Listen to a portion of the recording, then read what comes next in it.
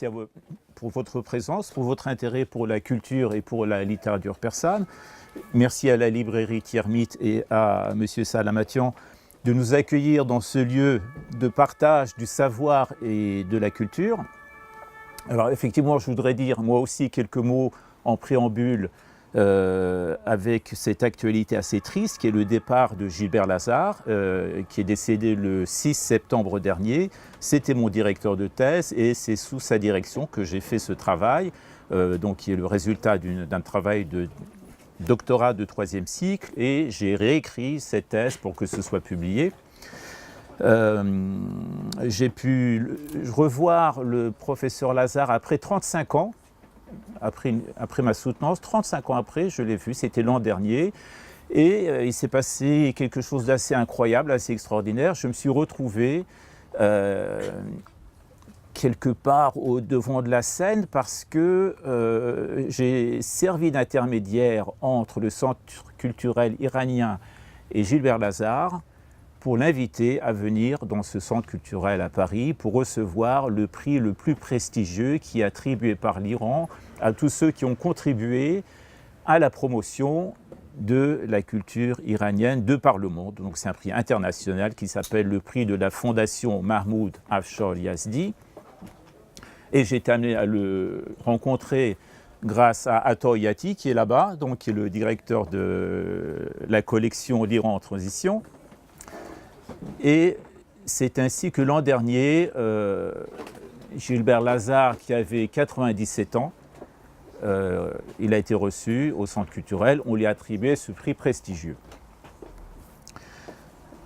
J'ai eu l'occasion de le revoir 3 ou 4 mois après, dans un contexte beaucoup plus informel où on a parlé de poésie. On a parlé pendant 1h30 de poésie et j'ai appris tout récemment donc, son décès. C'est un moment très triste, il fait partie de ces iranologues qui ont rendu des services inestimables à notre culture. Et donc effectivement, M. Salamatian, c'est l'occasion de lui rendre hommage, de lui consacrer cette soirée dédiée au Shahnameh, au livre des rois. C'est un spécialiste du Shahnameh. Il y a 2 autres spécialistes du Shahnameh, le professeur Charles-Henri de Fouchécourt et le professeur Angelo Michele Piemontese, qui ont suivi mon travail également. Ils étaient à la soutenance de ma thèse et ils ont reçu tous les 3 le prix, le fameux prix Bonyad Moroufot Mahmoud Afshar Yazdi, donc le prix de la fondation Mahmoud Afshar Yazdi. Alors, je voudrais juste encore ajouter un petit mot sur la poésie, parce que ça c'est essentiel dans la culture persane, dans notre culture. On a parlé de poésie avec Gilbert Lazare, je pense que c'était quelqu'un qui était passionné, c'est évident d'ailleurs, passionné de culture persane. Il avait traduit des auteurs aussi bien classiques que contemporains. Il a été enterré au cimetière du Montparnasse, et j'ai une petite histoire à raconter à ce sujet. Il y a un peu plus de 3 ans, j'ai été contacté par une amie qui est guide conférencière. Elle m'a dit, écoute, j'ai un service à te demander. Un couple de Français que je connais qui a vécu en Iran, le monsieur, il était là-bas pour travailler, pour du business. Il est tombé amoureux de la poésie persane. En se rendant au mausolée de Hafez, il a eu un choc en découvrant la passion, la ferveur avec laquelle les Iraniens se rendent sur ce mausolée, et puis il s'est mis à apprendre le persan, et il s'est inscrit, quand il est revenu en France, pour un doctorat de littérature persane sur Hafez. Et il avait fait le vœu, qu'à sa mort, on récite un poème de Hafez sur sa tombe. Et elle m'a dit, il n'y a que toi que je connaisse, est-ce que tu pourrais me rendre ce grand service ? Alors bien sûr, je lui ai dit, je ne peux pas refuser, et il m'a dit, dans 2 jours, rendez-vous au cimetière du Montparnasse, donc, où a été enterré Gilbert Lazare il n'y a pas longtemps, et pour donc, la lecture de ce texte. Donc j'ai choisi un ghazal du divan du recueil de Hafez que j'ai traduit. Je me suis rendu donc, au rendez-vous, il y avait sa famille, ses amis qui étaient là, ils ont approché le cercueil et j'ai lu donc devant le cercueil ce poème de Hafez en persan, en français. On l'a enterré avec la feuille qui contenait la traduction en français de ce poème de Hafez. Alors tout ça pour dire que, enfin, c'est un sens toutes ces choses-là. La poésie est toujours vivante en Iran, c'est l'art majeur. Je pense que c'est ce qui avait marqué des personnes comme ce monsieur, qui était un simple businessman, qui n'était pas un intellectuel, et quelqu'un du niveau intellectuel de Gilbert Lazare. Ce qui a fasciné ces gens-là, c'est la manière dont la poésie est toujours vivante en Iran. C'est la passion avec laquelle les Iraniens vivent encore la poésie. Et je dis toujours que la poésie en Iran, c'est la deuxième langue vivante des Iraniens. Les Iraniens parlent en poésie. Ce n'est pas une image, ce n'est pas une métaphore, ils parlent vraiment en poésie. Vous les entendez au quotidien échanger des poèmes, créer des poèmes. Et nous, ici, donc à notre petit niveau, avec mes amis qui sont présents, on va essayer aussi de faire vivre, continuer à faire vivre cette poésie. Alors comment on fait vivre la poésie? En la récitant, en la déclamant. Parce qu'il y a une musique dans la poésie et que pour que la poésie puisse vivre, il faut la réciter, il faut la chanter, il faut l'adapter en musique, il faut créer des pièces de théâtre. Et la particularité donc de la culture persane, c'est de continuer encore aujourd'hui cette tradition qui est vieille de plusieurs siècles, de faire vivre la poésie par la voix et par la musique.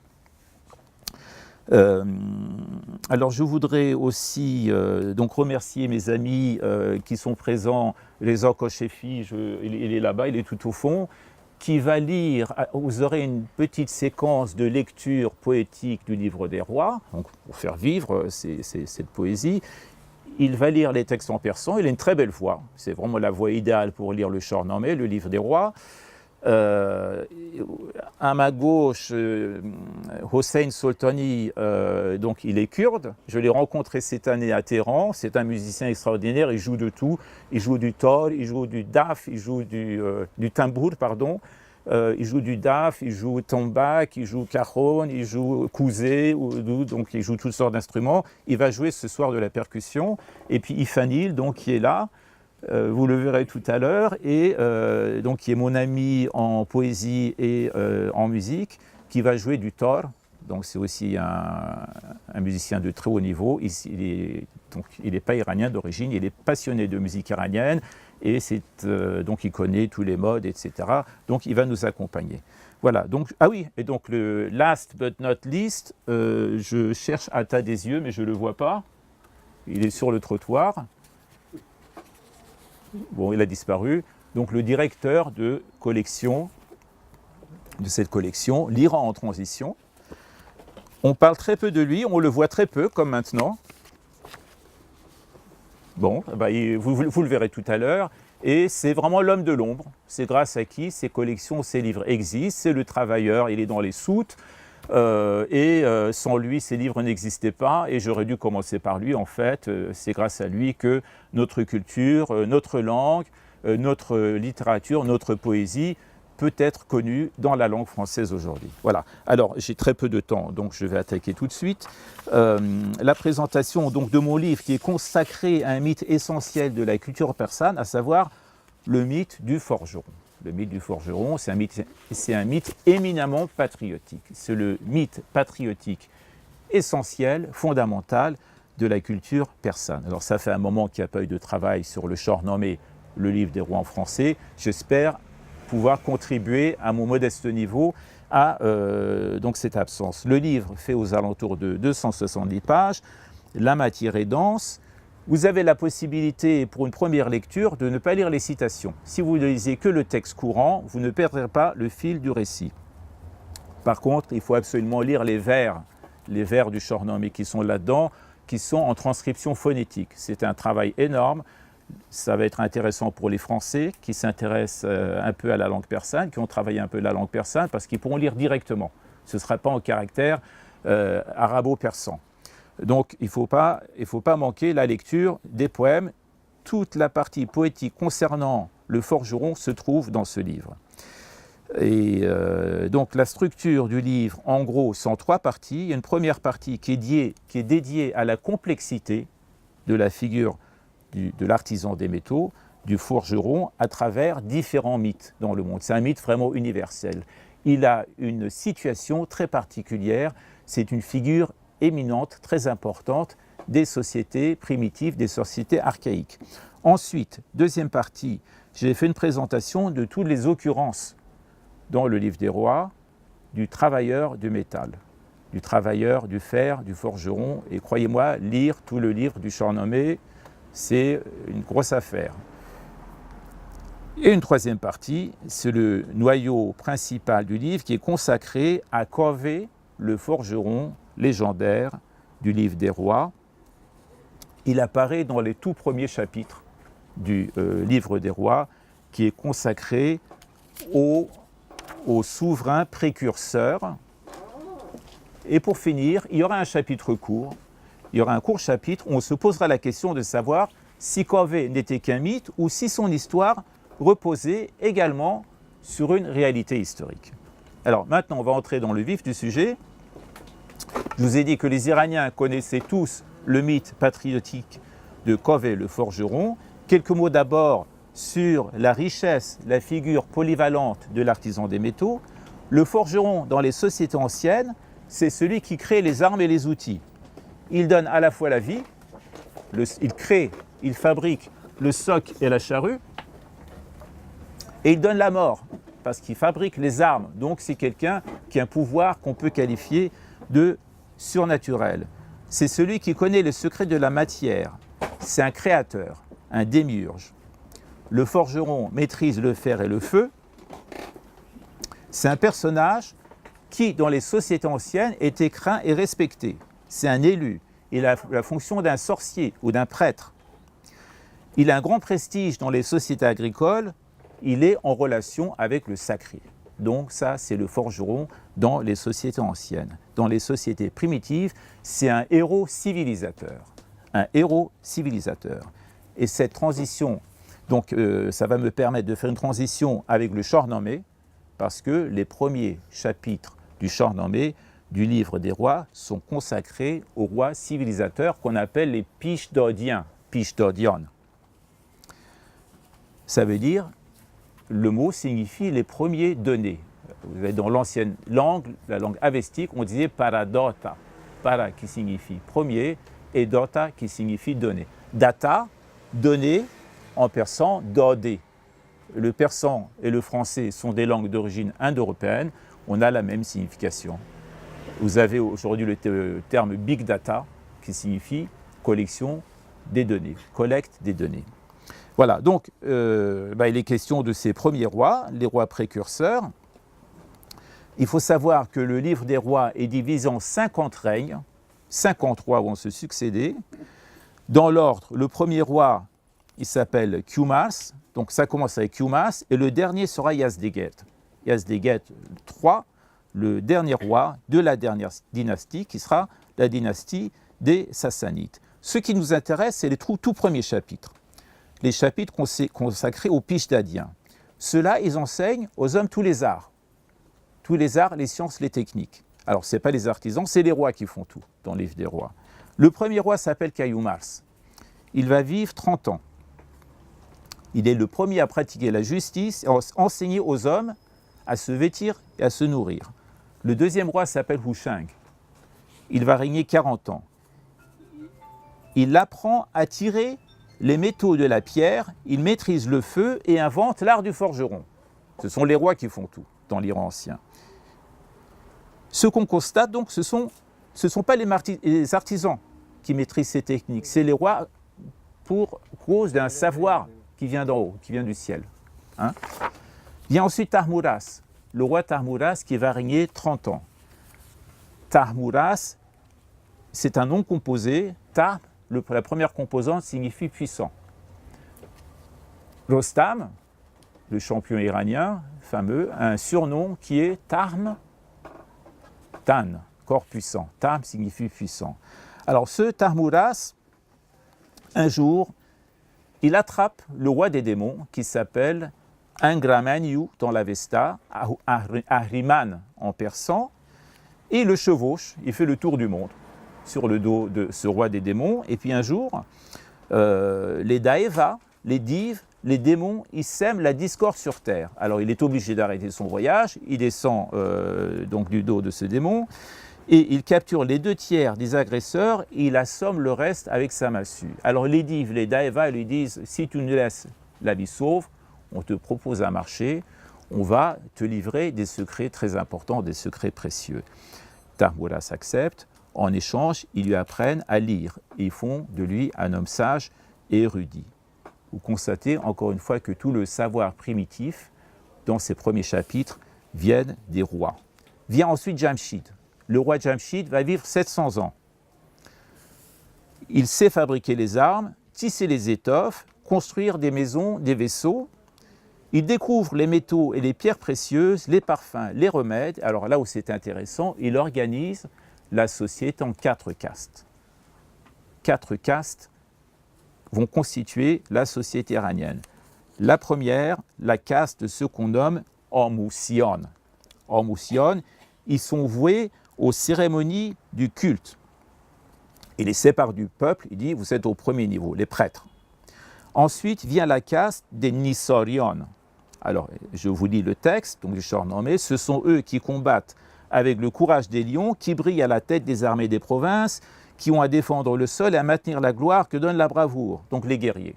Deuxième caste, les guerriers. La troisième caste porte le nom de Nessoudi. Ils ne rendent hommage à personne, ils labourent, ils sèment, ils récoltent et se nourrissent des fruits de leurs travaux. Les agriculteurs. Et la quatrième caste, donc au bas de l'échelle, est celle des Obnourouchi, qui sont actifs pour le gain, pleins d'arrogance, les métiers sont leur occupation, leur esprit est toujours en souci, ce sont les prolétaires. Donc là, du coup, les prolétaires, ils sont à l'état. Alors, vous voyez un changement des sociétés anciennes où le forgeron avait un rôle sacré. Dans cette tradition-là, donc, il est au bas de l'échelle. Alors, pour revenir à Jamshid, après un règne glorieux, il conçoit de l'orgueil. Il a la grosse tête. Voilà. Et alors, qu'est-ce qui se passe? L'aura divine le quitte. Il est quitté par l'aura divine qui, en persan, se dit le phare. C'est la grâce divine. Et, alors, du coup, quand la gloire divine le quitte, il devient vulnérable et il est mis à mort par un roi qui vient de l'ouest, de Babylone, qui s'appelle Zarok, le tyran qui prend le pouvoir. Zarok va régner 1000 ans sur l'Iran. C'est le règne le plus long du livre des rois. C'est une créature d'Éblis, donc Éblis le diable, qui, en lui posant un baiser sur chaque épaule, a provoqué la chose suivante, de chaque épaule a jailli un serpent. Et ces serpents, il faut les nourrir. Donc on les nourrit avec quoi? Avec les cervelles des jeunes Iraniens. Et donc ça crée le chaos et le désordre dans le pays d'Iran. Donc Jamshid a un fils qui s'appelle Opti, son fils a un fils qui s'appelle Faridoun, qui est le prince héritier, qui s'est caché dans la montagne. Entre-temps, et c'est là où le forgeron entre en scène, qu'avait le forgeron. Il avait 16 fils. Ces 16 fils ont été arrêtés, ils ont été tués pour nourrir les serpents de leur cervelle. Ils se révoltent contre le tyran. Alors, le récit est beaucoup plus important que ça, donc je dis les choses très brièvement. Il prend le tablier de cuir que porte le forgeron au moment de la forge, il le met au bout d'une lance, il va dans le bazar, il rameute le peuple, il dit il faut se soulever, il faut se révolter contre ce tyran, et ils vont trouver Faridoun dans son asile, et il dit voilà, donc nous attendons ton retour, il faut que tu reprennes le trône. Faridoun, en voyant donc cette espèce de drapeau improvisé, il l'orne de tissus précieux et de pierreries et il décide que ce sera l'étendard national de l'Iran. Zarok est enchaîné par Faridoun, il n'est pas mis à mort, il est enchaîné dans une crevasse du mont Damavand, qui est la montagne sacrée de l'Iran. Il y a une légende qui dit que quand la montagne entre en éruption, c'est Zarok qui secoue ses chaînes pour se libérer. Donc, Zarok, c'est fini, et maintenant, c'est le règne de Faridoun, qui va régner 500 ans. Le phare revient, l'aura divine revient sur les rois perses. Il a 3 fils, Salm, Iraj, Tour. Il va les mettre à l'épreuve. Pour cela, il se métamorphose en dragon, parce que tous ces rois avaient le don de la magie. Il se présente devant eux. Le premier, Salm, c'est un poltron, donc il était à cheval, il tourne le bride, il s'enfuit. Le second, c'est une tête brûlée, Tour, il prend son sabre, il rentre dedans sans réfléchir. Et le troisième, Iraj, qui était le plus avisé, engage la conversation avec le dragon, il dit écoute, c'est pas la peine de te fatiguer, on est 3, tu seras perdant. Et puis c'est là où Faridoun, donc, qui était métamorphosé en dragon, constate que c'est son fils qui est le plus valeureux, le plus réfléchi. Et au moment de la répartition de son royaume en 3 pays. Il donne à Hillaj l'Iran, qui est le plus prospère, le plus beau, le plus florissant, ce sera pour Hillaj. À l'ouest, le pays de Rome, ce sera pour Salm, et à l'est, le pays des Turcs, où le Turan sera attribué à Tours. Ce qui marquera le début d'une longue série de guerres entre les 3 puissances. Et ainsi de suite, donc les rois civilisateurs vont continuer jusqu'à Garchos, qui sera le dernier roi mythique. Alors, donc ça c'est l'histoire. Maintenant, ce qui est intéressant, parce que je vois que le temps file, c'est de voir alors la méthode que j'ai employée pour étudier donc, ce phénomène du forgeron, qui est quand même très intéressant. Qu'est-ce qu'il fait au milieu dans tout ça? C'est la mythologie comparée. C'est-à-dire que je me suis référé à d'autres mythologies pour voir comment ça se passait chez eux. Et d'une manière générale, ça fonctionne toujours de la même façon. Il y a un roi solaire, il y a un dragon et au milieu, un forgeron. Et c'est grâce au forgeron que ce roi lumineux va pouvoir avoir raison du dragon, à travers différentes mythologies. Alors, voici comment ça se passe. Je vais vous camper un peu le décor, le décor cosmique. Là, on parle de société primitive. Comment ça se passait? Il y a des phénomènes qui dépassent l'entendement humain, des phénomènes grandioses, des phénomènes naturels, tels que la sécheresse, le soleil, la pluie, l'orage, le rythme des saisons, et en particulier un phénomène sur lequel l'imagination primitive a beaucoup travaillé, qui est l'orage. Alors voilà comment ça se passe. La terre est sujette à sécheresse, la sécheresse est installée, la terre ne produit plus, la faim menace les populations, tout le monde observe le ciel. Quand est-ce qu'il va pleuvoir? Au bout d'un certain temps, de sombres nuages vont se former dans le ciel, prennent un air menaçant, la pluie ne tombe toujours pas. On se dit, il y a une créature là-haut qui retient la pluie. Puis on entend le tonnerre, on voit les éclairs. On a l'impression que se déroulent dans le ciel des batailles célestes. Apparaît la foudre, des éclairs traversent les nuages sombres et épais. Et enfin, la pluie se met à tomber. On se dit qu'il y a eu un combat dans le ciel et que les eaux sont enfin libérées. Ça, c'est pour la météorologie, mais qu'est-ce qu'il en est de l'imagination primitive? On pensait qu'il y avait un monstre ophidien, en forme de serpent, ou un dragon, qui retenait les eaux de pluie dans le ciel. En face, il y avait un dieu lumineux, solaire, qui entreprend de combattre ce démon pour libérer les eaux de pluie. Et donc on voit les éclairs, on se dit, ça c'est une arme. C'est une arme, mais l'éclair, c'est un forgeron céleste qui le fabrique. Et vous retrouvez ce schéma dans toutes les sociétés anciennes. Et j'ai fait un travail comparatif qui se trouve à la page 40 du livre, et tout est là-dedans, avec les anciennes civilisations, l'Égypte, Sumer, la Grèce, l'Inde, donc l'Empire cananéen, les Hittites, et on voit qu'il y a toujours ce même schéma. Dans la mythologie grecque, vous avez Horus, dieu solaire, Seth, dragon, monstre ophidien, entre les deux, Ptah, donc qui est le dieu artisan. Vous avez, dans la mythologie grecque, Zeus, dieu solaire, le Typhon, donc le démon, et entre les deux, Héphaïstos, le dieu forgeron, qui va fabriquer les armes qui vont servir à terrasser le dragon. Vous avez dans la mythologie cananéenne Baal, le démon Yam, et entre les deux, Kotar, le dieu forgeron. Dans la mythologie indienne, qui est la plus proche de la mythologie iranienne, vous avez le dieu solaire Indra, en face, vous avez le démon Vritra, entre les deux, Tvashtri, le dieu forgeron. Dans l'Avesta, vous avez Thraetaona, qui deviendra Feridun, en face, vous avez le démon Ojidahoka, Ejdaho, le dragon. Le dragon, dans la mythologie ancienne, devient, dans le livre des rois, prend une forme humaine. Donc toutes ces créatures mythiques, dans le livre des rois, dans les premiers chapitres, prennent une forme humaine. On fait descendre tout ce qui se passait dans le ciel, dans les mythes, on les fait descendre sur terre. Thraetaona devient Feridun, Ojidahoka devient Zahok, et à la place du dragon, on a des serpents, parce qu'on dit qu'il avait 3 têtes, 6 yeux, etc. Et entre ceux-là, alors où est le forgeron?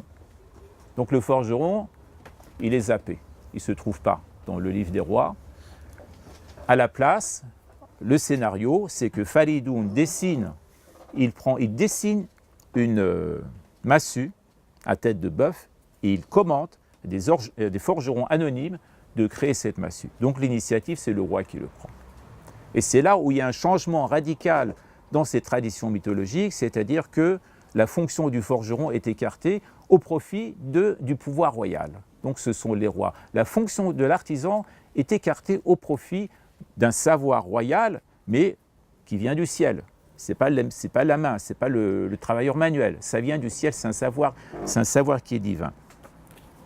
Par contre, Covey, il va intervenir ailleurs. Et là, c'est tout à fait surprenant, parce qu'il joue le rôle du révolutionnaire. Au lieu d'être celui qui fabrique l'arme, la massue divine, il va rameuter le peuple. Et ça, c'est absolument unique dans toutes les histoires des mythologies, parce que dans aucune mythologie, vous ne voyez le peuple jouer un rôle. Il n'y a pas de peuple dans les mythologies, sauf dans ce récit iranien, dans cette légende iranienne, où le forgeron divin, il prend la place d'un chef, le chef d'une révolte, et il va créer donc cet étendard national, qu'on va appeler Delaf Shekovioni, qui va parcourir tout le livre des rois, depuis les débuts jusqu'à la fin, jusqu'au dernier chapitre. Donc cet étendard cavien, donc cet étendard royal, va être toujours mené devant les armées perses dans toutes les guerres, et qui sera le garant des conquêtes, de la réussite des conquêtes iraniennes à travers tous les temps jusqu'à la conquête arabe. Et ce sera à ce moment-là, les derniers chapitres, ce sera aussi la fin de l'histoire de ce drapeau national. Donc je vais... après on pourra peut-être encore discuter sur ce thème-là, mais je voudrais juste dire que c'est intéressant de constater comment des mythes anciens ont été mis à profit par une idéologie royale, puisque le livre des rois a été rédigé sous le règne des Sassanides, et il y avait cette idéologie royale qui voulait qu'il n'y ait pas de mélange entre les catégories sociales. En haut les prêtres, ensuite les guerriers, ensuite les agriculteurs, et ensuite les artisans. Donc les prolétaires, donc les ouvriers. Et l'ouvrier ne peut pas être au même niveau qu'un roi dans cette sorte de... Donc, et par ailleurs, ce qui est intéressant aussi, c'est que quand Faridoun monte sur le trône, il fait un discours au peuple. Il dit, attention, donc Jamshid a créé la séparation des castes, donc je vous ai énuméré, et Faridoun, il fait une piqûre de rappel. Il dit, attention, n'oubliez pas que vous avez fait la révolution, c'est très bien, mais les ouvriers restent à leur place. Les ouvriers ne doivent pas faire le travail des guerriers. Les guerriers restent à leur place. Les prêtres restent à leur place. Sinon, qu'est-ce qui va passer? Ça va être le chaos dans l'Iran. Vous avez vu ce qui s'est passé avec Zarok. Donc, si chacun ne reste pas à sa place, l'Iran va subir le chaos. Donc, ça, c'est la condition sine qua non pour que l'Iran puisse continuer à vivre. Donc, intervention dans des structures mythiques anciennes, et puis création d'un nouveau mythe, qui est donc ce mythe national, où le forgeron mythique devient donc le chef de la révolution. Mais on le ramène tout de suite à sa place en disant « bon, maintenant c'est fini, chacun a sa place ». Et donc pour finir, je vais vous citer un passage du tout dernier chapitre du livre des rois, qui est très révélateur, qui raconte que sous le règne de Khasro Nushin Ravon, un roi sassanide, on est dans la dernière dynastie, hein, c'est la fin du Shahnameh, il est en guerre contre le pays de Roum, l'Empire romain. Il vient manquer d'argent pour payer ses troupes, il décide de faire un emprunt aux habitants d'une ville qui se trouve à côté de là.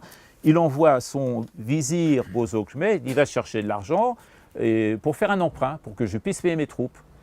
Et la nouvelle arrive à un bottier, donc un artisan, qui dit voilà, donc je peux vous payer. Il a porté balance, on mesure l'argent, on met tout ça sur des chameaux, on le porte auprès du roi. Par contre, ce commerçant, il dit au ministre, est-ce que je peux demander une faveur en échange de ce prêt? Qu'est-ce que tu veux? Il dit voilà, j'aimerais bien que mon fils, il puisse monter d'un cran et faire partie des scribes du royaume. Et quand on apporte la nouvelle au roi des rois, donc au roi sassanide, il entre dans une grande fureur. Il dit tant que je serai vivant, jamais une personne d'une basse ascendance nous montera donc dans l'échelle sociale. Et il retourne donc tout cet argent, cette somme considérable, en disant que je suis le garant de ce que le fait que parmi les scribes qui viendront éduquer mon fils, par exemple, il faut qu'il soit doté du phare, il faut qu'il soit doté de l'aura divine. Voilà.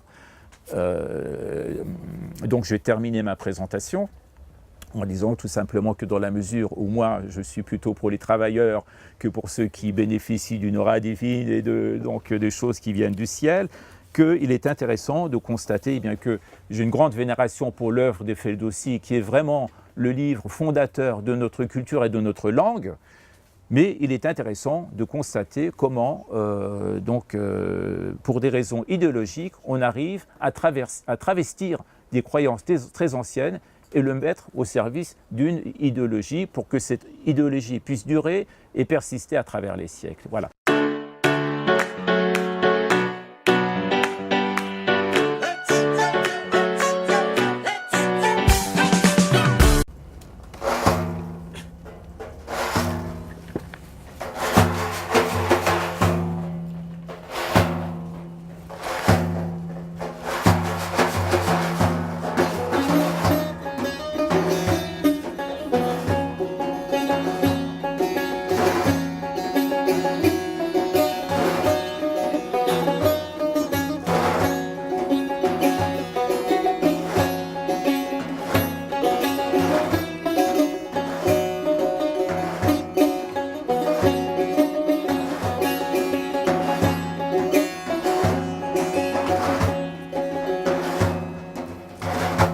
Tout à coup un cri vint du portail du roi, de celui qui tout haut réclamait la justice. On fit se rapprocher du Seigneur le plaignant, on le plaça devant l'assemblée des puissants. Le puissant monarque, d'une mine assombrie, lui dit « Nomme-nous celui qui te fit tort ». L'homme frappa sur sa tête, hurlant « Ô mon Seigneur, je suis Kové, ô roi, je veux réparation. Je suis un forgeron sans nulle inimitié. Ô monarque, sur moi ton feu s'est déversé.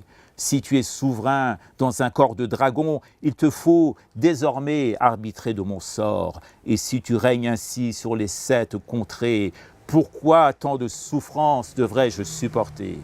Tu me dois rendre compte de ce que tu as fait, et le monde ainsi en sera stupéfait, afin que par ce compte soit enfin dévolué ce qui de cette terre ainsi m'est advenu, et comment tes serpents, des cervelles de mes fils ont fait leur subsistance à la face de ce monde. Le roi des armées, écoutant ce discours, s'étonna d'entendre de semblables propos. Son fils, on lui rendit sur les ordres du roi, cherchant à le gagner par de bonnes paroles. Alors, à Kové, le Seigneur demanda de témoigner ainsi que le firent les nobles. Alors, à la lecture d'un tel parchemin, Kové se retourna vers les grands du royaume. Il leur dit en clamant « Ô complices du dive, qui avez ignoré toute crainte du ciel, vous tous, vers l'enfer, vous êtes détournés. » À ces mots, avez tous livré vos cœurs. Jamais un tel acte je ne le signerai, ni jamais du roi en peine je ne serai. Il se leva, grondant, tremblant de fureur, l'annonce il déchira et la jeta aux pieds. Alors, précédé de son fils valeureux, il sortit de la salle, poussant des cris de rage.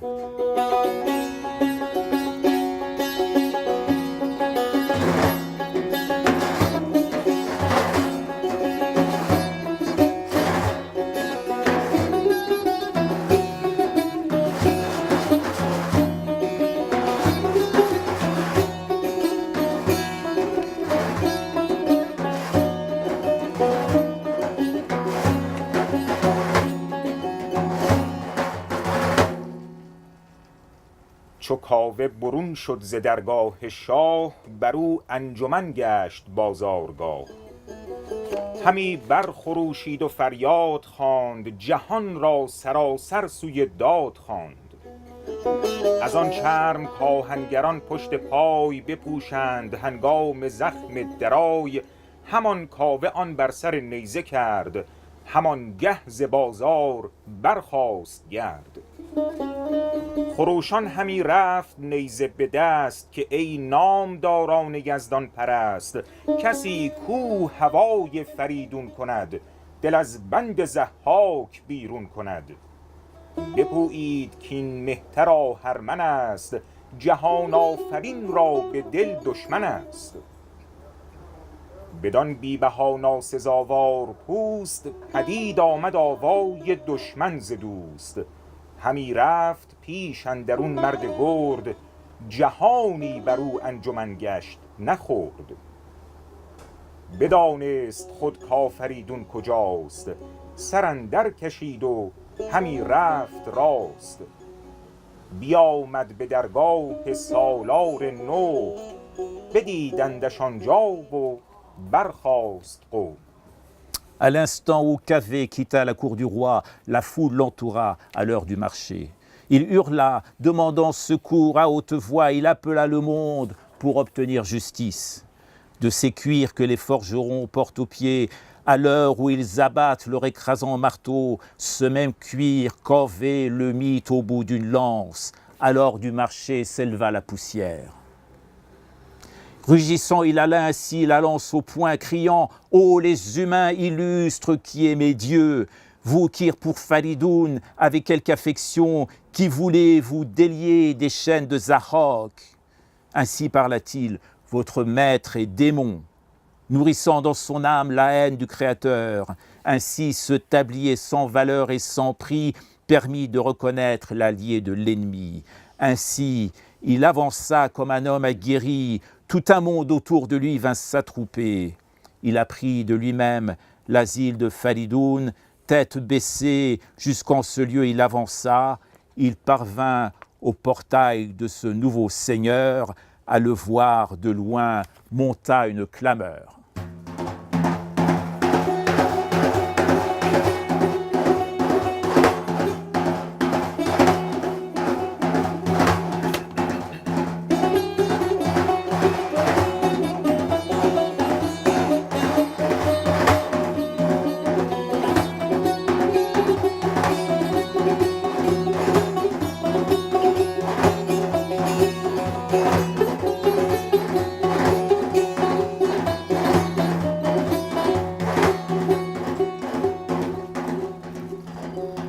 چو آن پوست بر نیزه بردید کی به نیکی یکی اختر افکند پی بیاراست آن را به دیبای روم ز گوهر بر و پیکر از زر بوم بزد بر سر خویش چون گرد ماه یکی فال فرخ بیفکند شاه فرو هشت از او سرخ و زرد و بنفش همی خواندش کاویانی درفش از آن پس هر آن کس که بگرفت گاه به شاهی به سر برنهادی کلاه بر آن بی بها چرم آهنگران برآویختی نو به نو گوهران ز دیبای پرمایه و پرنیان بر آن گونه شد اختر کاویان که اندر شب تیره خورشید بود جهان را از او دل پرامید بود. Quand le roi vit le cuir au sommet de la lance, il accepta ainsi qu'un signe du destin. Il le fit revêtir de brocart de Rome, l'orna de pierreries sur une trame d'or. Il le couronna d'un globe tel une lune, ainsi il en tira d'avantageux augures. Il l'orna d'étoffes rouges et or et de pourpre. Il le fit baptiser étendard des Kavis. Et depuis, tous ceux qui montèrent sur le trône, tous ceux que vint coiffer la couronne royale sur ce modeste cuir que portent les forgerons, ajoutèrent sans cesse de tout nouveaux joyaux. Depuis les riches brocarts aux soieries décorées, ils en firent l'étendard éclatant des Kavis, qui dans la nuit obscure brillait tel un soleil, par qui le monde entier redécouvrait l'espoir.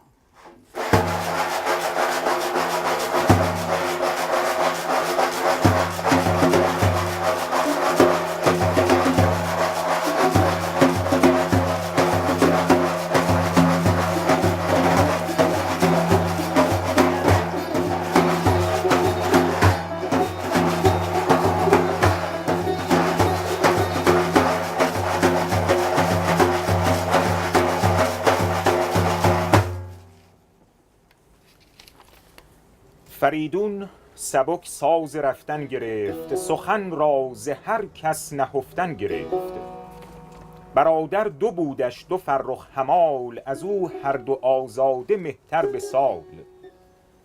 یکی بود از ایشان کیانوش نام، دگر نام پرمایه شادکام. فریدون بر ایشان زبان برگشاد، که خرم زید ای دلیران و شاد. بیارید داننده آهنگران، یکی گرز فرمود باید گران.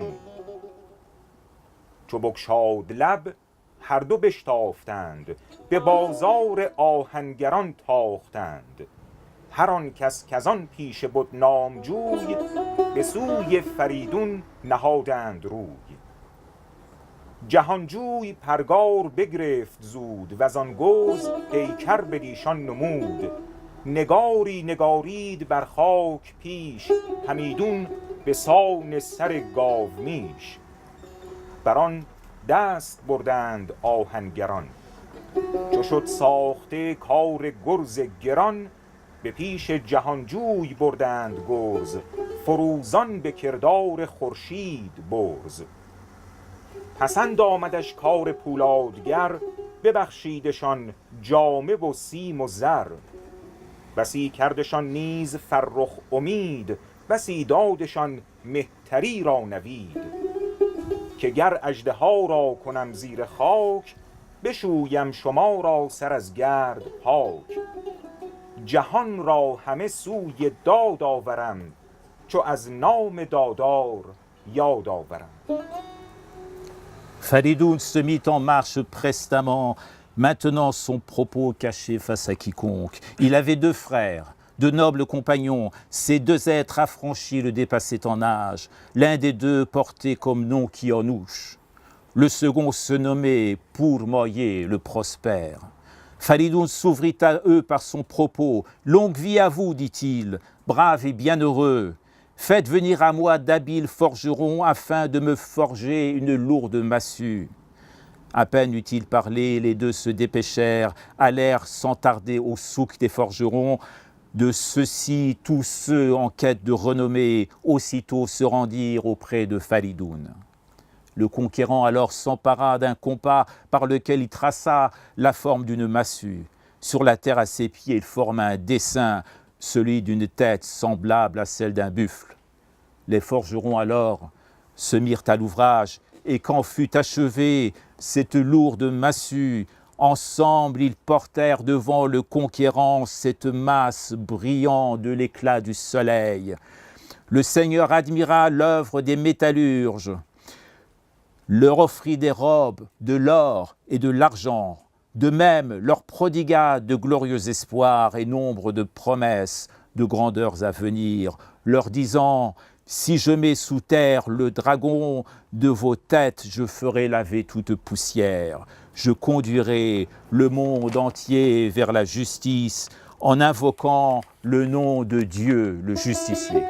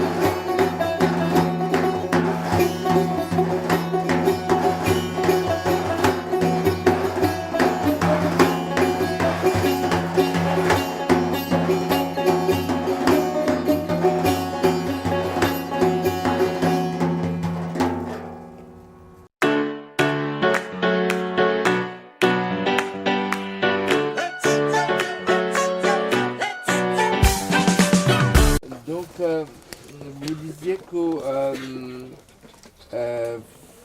forgeant, il a le pouvoir mythique. Donc, de quoi s'agit-il? Parce que est-ce que ça vient presque même niveau au pouvoir des dieux ou un petit peu. Alors le forgeron, c'est celui qui maîtrise des matières qui sont difficilement maîtrisables, comme le... Enfin, surtout Covey, est-ce qu'il avait Oui. le pouvoir de Dieu? Non, Covey n'avait pas le pouvoir. Alors, dans les sociétés anciennes, parce qu'on n'en a pas la trace, donc il est question de Covey, donc il est question de ce combat avec le dragon dans l'Avesta, par exemple, et c'est des textes très anciens qui sont éparpillés, on ne peut pas le savoir. Et c'est tout l'intérêt de la mythologie comparée. La mythologie iranienne est très proche de la mythologie indienne, c'est la même origine. On retrouve vraiment des figures similaires. Et là où il y a un vide, on arrive à combler ce vide avec d'autres structures, d'autres mythologies, pour remplacer. Là, j'en ai une dizaine qui se ressemblent tous. Donc on se dit c'est toujours la même structure. Et donc c'était des mythes qui voyageaient d'un pays à l'autre. Alors Covey, ce qui est raconté dans le Shahnameh, c'est longtemps après. Il faut remonter au 6e siècle avant Jésus-Christ, peut-être pour avoir l'original.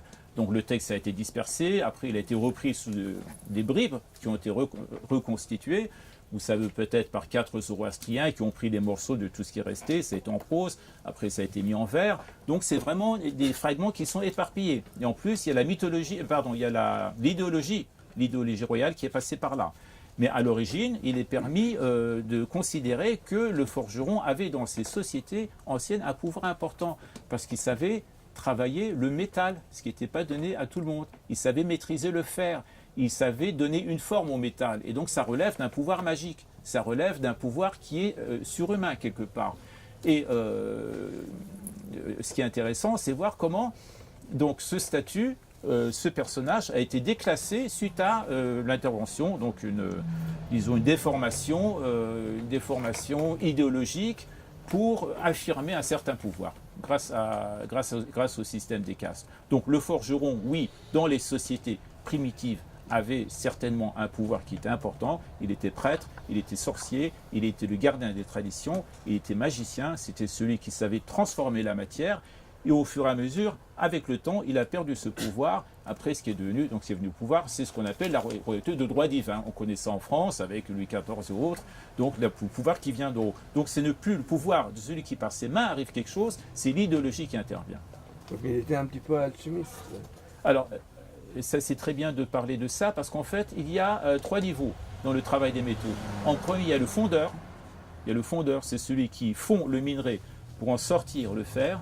En un deuxième temps, c'est le forgeron qui donne la forme au fer. Et en troisième, donc le niveau au-dessus, on considère que c'est l'alchimiste. L'alchimiste, c'est le nec plus ultra, c'est le top donc du métier du fer. Mais alors après, ça rejoint un peu la légende, puisque vous savez qu'on dit que l'alchimiste c'était celui qui parvenait à créer la pierre philosophale, et donc tout ce que touchait cette pierre philosophale se changeant en or. Mais effectivement, il y a une division, et on considère que l'alchimiste se situe à un niveau supérieur au forgeron. Donc c'est le degré ultime de cette connaissance du travail du fer, du métal. Monsieur. Dans cette recherche que vous avez fait, est-ce que vous avez compris quel aspect il a changé ce niveau de société pour les forgerons? Il y avait quelque chose que vous avez trouvé? Alors, qu'est-ce qui a changé au niveau social? Ouais. Qu'est-ce qui a changé au niveau social? Comment ça s'est passé d'après une histoire, ou même dans le livre de Roi, il y a un changement énorme comme ça? Alors, ça là aussi, il faut voir un peu comment ça s'est passé au fil de l'histoire. Comme je vous disais, c'est un livre qui a été donc rédigé en entier probablement sous les Sassanides, mais il y avait des textes beaucoup plus anciens, peut-être aussi une littérature orale. Ce qu'a fait le Shahnameh, ça n'était que fixer une idéologie, c'est tout. Après, vous remontez plusieurs siècles en arrière, jusqu'à l'Avesta bien avant, et les sociétés primitives. Donc, une fois que vous avez étudié des auteurs comme Mircea Eliade, donc ceux qui sont vraiment spécialisés dans les études de mythologie, les sociétés anciennes, vous voyez un peu l'évolution. La vie des peuples a été modifiée au fur et à mesure, c'est-à-dire qu'on dans les sociétés primitives, donc le forgeron a un véritable pouvoir. Après, c'était devenu les rois, et puis les prêtres étaient les garants du pouvoir du roi. Ils faisaient quoi, les prêtres? Ils écrivaient des textes, ils récitaient des prières, mais tout ça pour fixer, pour consolider le pouvoir royal. Donc il y avait, et puis les guerriers. Alors, les guerriers aussi qui étaient les garants du pouvoir royal, et puis après le peuple s'exécutait. Donc il n'y avait pas la noblesse, le clergé, le tiers-état, donc les 3 catégories sociales, Bon, en Iran, il y avait ces 4 catégories, et il a fallu encore beaucoup de siècles pour que les artisans puissent passer d'un niveau à l'autre, passer au 3e niveau, 2e niveau, 1er niveau. Donc c'est des bouleversements. Si vous voulez parler de changement dans les sociétés, ça se passe sur des siècles et des siècles. Ça ne se passe pas sur des périodes très courtes. Est-ce que vous avez trouvé quelque chose que vraiment que ces changements, c'est ce que je voulais savoir. Est-ce que dans votre étude et pendant ce temps-là, que vous avez réfléchi à ces sujets, surtout parce que vous avez mis sur les mains sur les forgerons. Donc vous avez réfléchi. Je voulais savoir, est-ce que vous-même, Oui. est-ce que vous avez trouvé quelque chose ou non Quelque chose, du point de vue encore vous dites quelque chose, j'ai trouvé beaucoup de choses, mais est-ce que c'est sous un angle précis votre question? D'un point de vue social, d'un point de vue symbolique j'ai trouvé énormément de choses. J'ai trouvé beaucoup de choses. J'ai trouvé par exemple, pour ce qui concerne la partie, le forgeron national, le forgeron nationaliste, celui qui a créé l'étendard national, peut-être qu'à un moment donné, par exemple sous les Parthes arsacides, qui était un peuple de guerriers, peut-être qu'il y a eu un mouvement populaire, il y a une révolution, parce qu'on se dit d'où ça vient quand même ça. On dit que c'était un forgeron qui venait d'Ispahan, dans le livre des rois. Mais du temps admettons, des Achéménides, on ne sait pas trop ce que représentait Ispahan, donc c'est beaucoup plus proche de nous. Ispahan, c'était la ville d'où partaient les armées. Aspahan, c'est la ville où il y avait Sepahan, les armées. Et il y aurait eu une révolte, une révolution à Ispahan. Et il y avait des corporations de métiers qui avaient un pouvoir guerrier, donc qui arrivaient à mobiliser des gens. Et peut-être qu'il y a eu une sorte d'événement historique, contemporain des Sassanides ou tout de suite de l'après-Sassanide, il y a une révolution, et puis on a collé cet événement au livre des rois. C'est possible, c'est une des possibilités. Merci. Les corporations de métiers, les corporations donc des artisans étaient très puissants à une certaine époque. Ils arrivaient à mobiliser des gens. Donc il y a une petite révolution, quelque chose. C'est possible, c'est possible. Alors c'était pas le sujet de ma thèse, mais c'est des hypothèses qui existent. Regardez, au moment de la révolution en Iran, le bazar était quand même très influent. Donc ils ont beaucoup contribué aussi. Donc il y avait aussi des corporations qui intervenaient là-dedans. Les mystères de la transmission orale et la fabrication des mythes et la vie propre des mythes est tellement enchevêtrée avec l'histoire qui change. Il y a des corps de métier qui s'approprient les mythes, et pour Ispahan, j'ai vu des études, c'est Ispahan au moment où les corps de métier se sont développés dans cette ville que les artisans d'Ispahan se sont appropriés de mythes de Corvée comme leur maître. Et là, l'histoire des mythes et réalité historique, c'est vrai qu'il y a une interrelation. Mais c'est deux mondes et deux vies et deux organismes complètement distincts. C'est quand même très troublant parce qu'on dit qu'il y a un combat entre le roi et un dragon, une créature monstrueuse, et un forgeron qui vient du bazar. Donc il y a un sacré raccourci historique quand même. Donc je sais que dans cette région d'Ispahan, autrefois, ils construisaient des armes. C'est possible. Ça, il y a des traces, cette possibilité, c'est effectivement une hypothèse assez sérieuse qu'il existait des corporations de métiers qui avaient un pouvoir militaire aussi.